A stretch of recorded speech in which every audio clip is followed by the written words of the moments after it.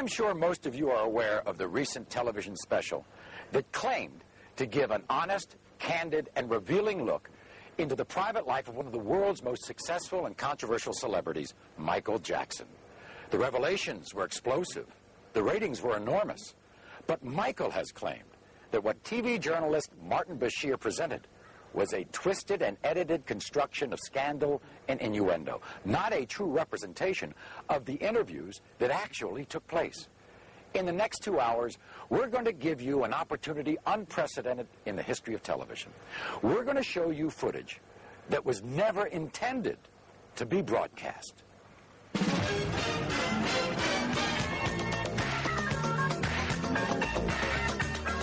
Tonight, the private video from Michael's own cameras that shot the Michael Jackson interview, the footage you were never meant to see.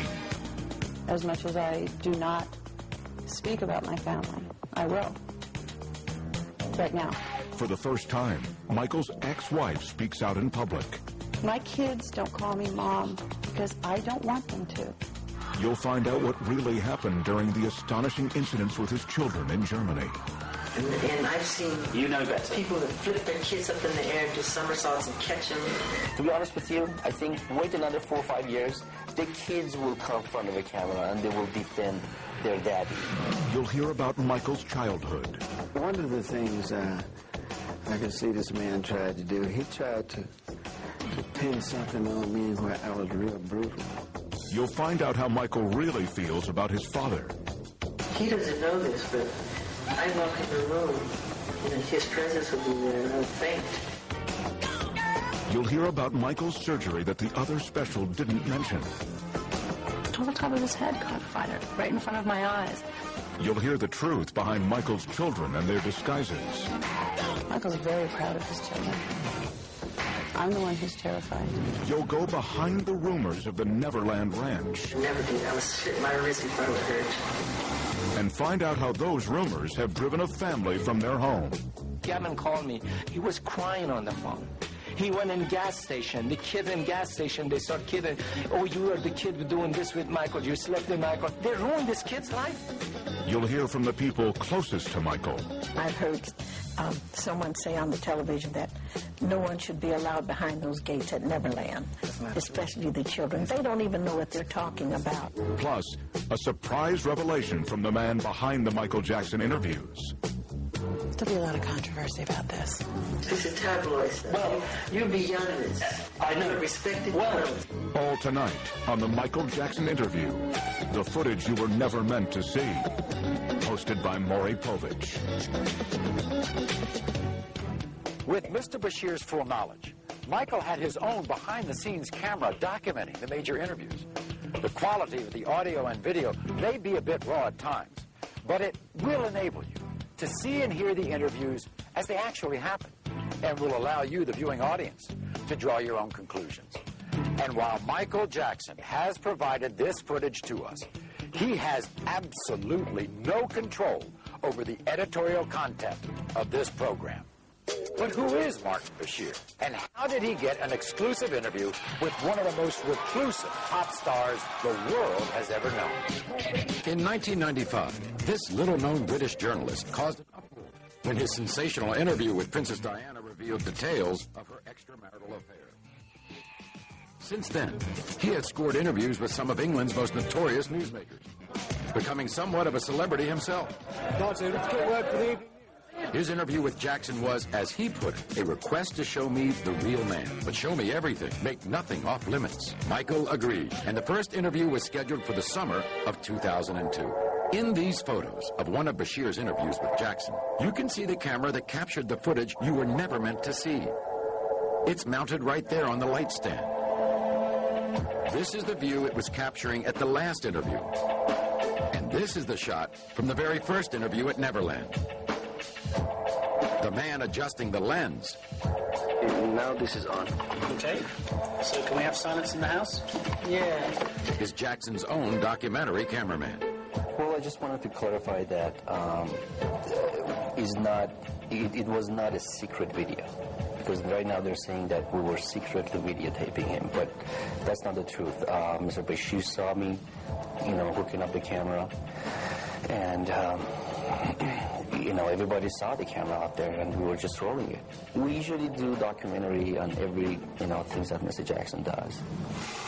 Do you think that your success has actually made people turn against you? The bigger the star, the bigger the target. And the more popular I became, the more rumors that were created, none of which were true. I mean, the moment I started breaking the all-time records of the biggest selling albums of all time, they called me weird overnight, strange, wacko. You know, they said I'm a girl, homosexual. He wants to buy the Elephant Man bones. He sleeps in a hyperbaric chamber. None of that stuff is true. All completely made up. I've seen where you sleep. It's all a lie. I've seen where you sleep, and it's not a hyperbaric chamber. I sleep in a bed. I mean, people would be so surprised how normal and simple the way I live. Most people would have a very hard time thinking Michael Jackson's life was normal or simple. Maybe it's that ranch north of Santa Barbara, California, the 3,000 acres he calls Neverland. Neverland is an extraordinary, a breathtaking, a stupendous, an exhilarating, an amazing place. I can't gather together words to describe Neverland. What inspired you to make a home like this?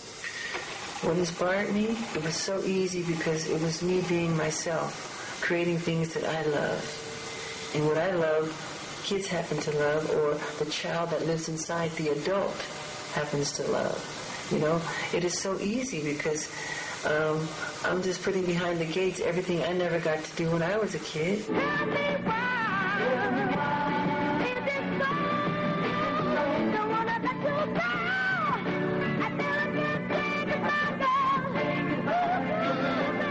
you have regrets about the way your life has been? Somewhat. And what do you regret? I was really little, when 11 and 12.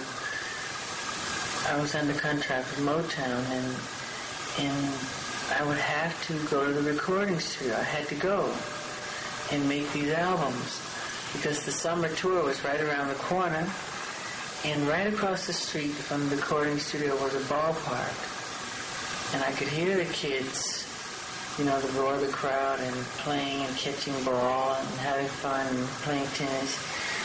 And some of those times I so passionately wanted to just go over there and just play a little bit and not go to the recording studio and sing. Just to, you know, have some fun with the kids. And I couldn't.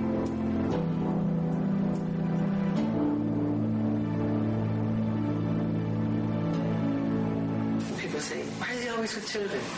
Well, I was raised in a world with adults. When kids were playing in bed sleeping night, I was up doing clubs.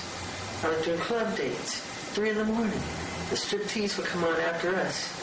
You know, we were performing. And we didn't have friends. My brothers were like my friends, but we worked. There was no Christmas. There was no birthdays, and we were very strict Jehovah's Witnesses. So I'm compensating. Nature made sure that I compensated for the lost. So when you come behind my gate, you'll see amusement parks, you'll see animals, you'll see everything I never got to do. There's candy everywhere. It's fun. While Bashir and his crew were here at Neverland, they got to witness what has become an almost weekly experience. Busloads of children, some from the inner city, some orphaned, some terminally ill, but all of them escaping their reality to spend a day at Michael Jackson's creation.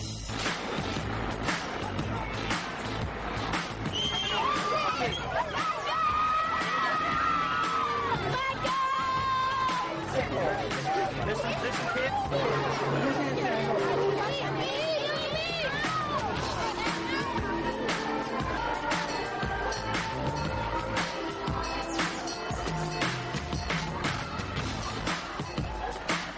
So, want to come over here and see the elephant?